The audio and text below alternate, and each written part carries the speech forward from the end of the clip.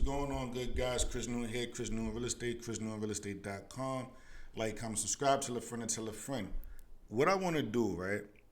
I want to actually get like a light over here. Whatever, but this is my off. Get this out of here. Everybody sitting next to me, like, what? Look, yeah, there we go. Dead in the middle of Little Italy. Little did you know that every riddle to middle didn't do diddly. Hey.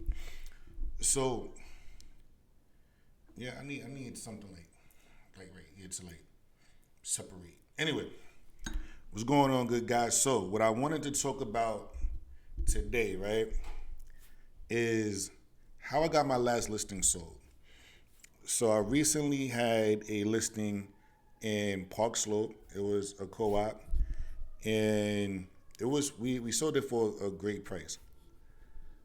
Now, what happened with the co-op? I actually made a video and everything for it, but the video didn't come out good. That's why I never put it out.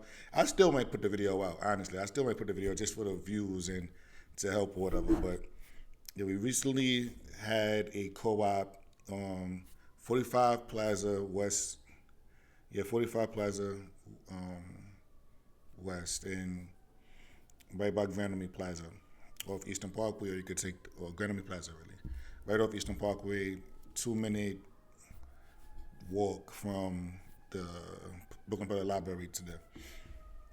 So, how did I get it sold? This one was this was tricky, and I'll tell you why this was tricky. So there's been one unit that sold in that building last year in 2025, and they put on the market at 795 or something like that, something to the effects of that. Then it went up, it got bidded up to like 9 and change. Now, this is what I don't like about the real estate industry. That I reached out to the other agent to see exactly what was going on. I never got a call back. And it's not like I just reached out one time. I believe I sent a text. I called, like, it's like, I don't know, man. I don't know. When agents call me for, what did you do, or can you give me some information about about this listing because I'm about to put something up in this building or on this block or in this area, I have the conversation with them. Now, if I'm busy, I'm busy, but it's been a multitude of occasions, and it doesn't benefit me to do that. It doesn't hurt me, but it doesn't benefit me to do that. But I do it. If I'm free and I'm available, I have the conversation. Now, even appraisers, like I sold the property on Grafton last year, the year before. Sold the property on Grafton, and that one was also a tricky property. It was what was it, a 9-family or a 6-family? It was something. I can't remember. 3-6. I believe it was 369. I think it was 9 units in there, whatever. But we sold it. It was under $1 million. Reason why, it was rent stabilized. It was an older property. Still needed a lot of work, so on and so forth. But being that it was basically a commercial sale, but rent stabilized because it was over 5 units, and the rents were extremely low. I mean, some of them was living there for free, basically. When you do an appraisal, there's different approaches. So it's not just about, especially with multi-unit properties, it's not just, well, the comps are this. This property sold for $1 million, this property sold for $985, this one sold for $1.25. Let's average it out. Okay, you're in the ballpark, we can appraise it. You have the cost approach, you have the income approach, and I forget the third approach. But there's 3 approaches to it, if I'm not mistaken. I believe there's 3 approaches to it. So now the income approach. A lot of these properties are based off of, the banks want to know that you're going to make money from this property to be able to pay us, right? If it's cash, you don't have to worry about that. The banks don't get involved. It's none of their business. It's all on you. You take all of the risk. But with the banks, they want to make sure you're making the money, right? So now with the rents being so low, we weren't like, you can't really comp it to other 9-unit properties, because the other 9-unit properties, the rents are $2,000, $3,000, or whatever. or the other multi-unit properties in the area, it's probably a four family, you know, 2,500, 3,000, so on and so forth. But when some of these rents are 250, $500, $600, you can't comp it. So yeah, properties around with similar size, pause, probably sold for the same amount of money, if not more. But being that you got this one bedroom here, one bedroom here, two bedroom here, two bedroom here, one bedroom here, and it's $300, $500, $500, $500, $300. It's hard to comp it. So now when the appraisers call me, after I sold it, when the appraisers call me, Chris, what was this, that, and the third, boom, boom, boom, boom, boom, boom, boom.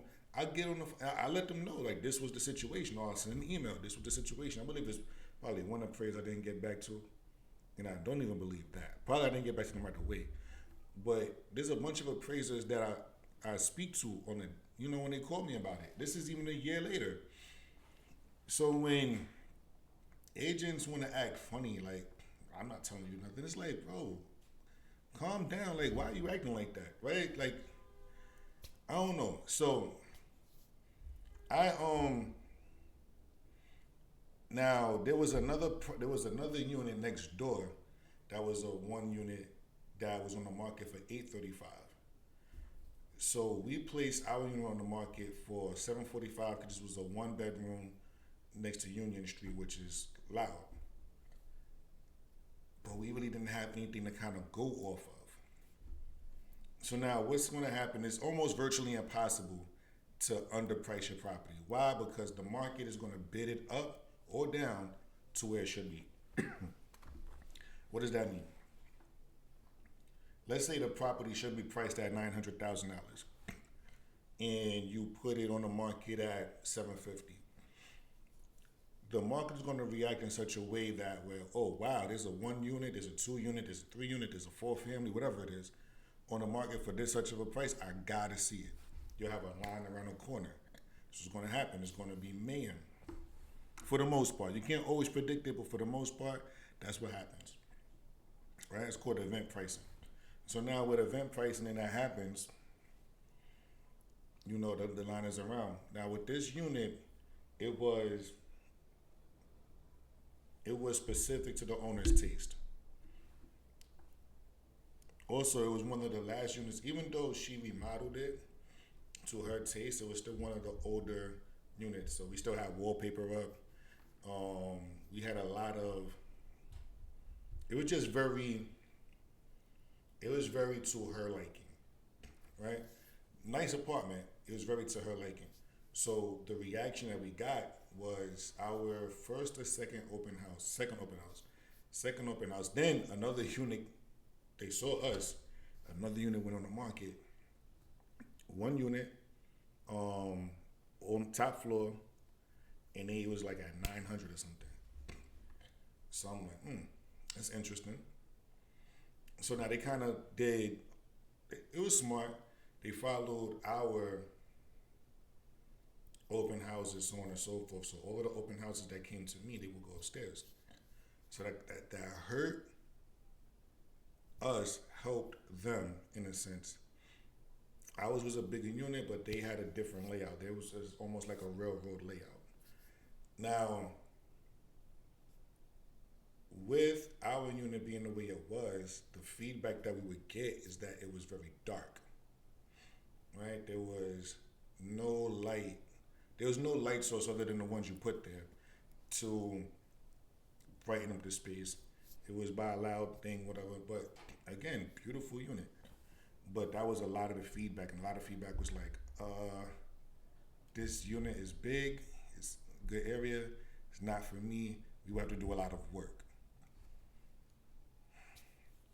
The other unit, smaller, not as much work needed to be done, higher price point, on a higher floor as well. But again, people are just looking at, I want to move in the next 2 months.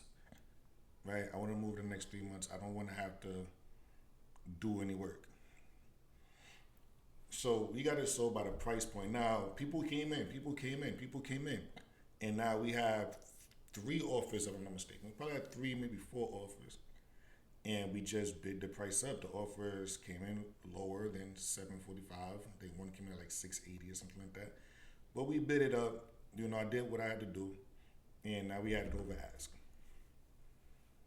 Now, what had to happen with that unit was, well, we didn't really have to do much with the unit. It's not like some spectacular story, honestly. Like, but that's basically how I got the last unit sold. We priced it properly, and we got into conversations. Two people really, really, really wanted the unit, and it went to the person with that the seller felt comfortable with, right? Which is to me, which is always a great story because the new owner of that unit, I did feel like